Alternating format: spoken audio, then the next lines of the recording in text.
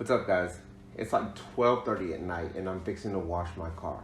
And I want to share with you guys how I wash my car. So I'm going to show you how to get little to no drip inside the garage floor. You're going to use 1 drinking bottle of water. That's right, 1 drinking bottle of water, microfiber cloths, and my $98 Harbor Freight steam cleaner. Check out this video right here where I show you how to clean your shoes, clean your hat, jewelry. Well, anyways, I got a $50 Harbor Freight gift card. It's got your name on it. So the only way to get entered to win this is if you subscribe, which subscribe right now, hit that button, and like the video and comment, I want it. So good luck. I hope you get it. With that being said, let's get to the video.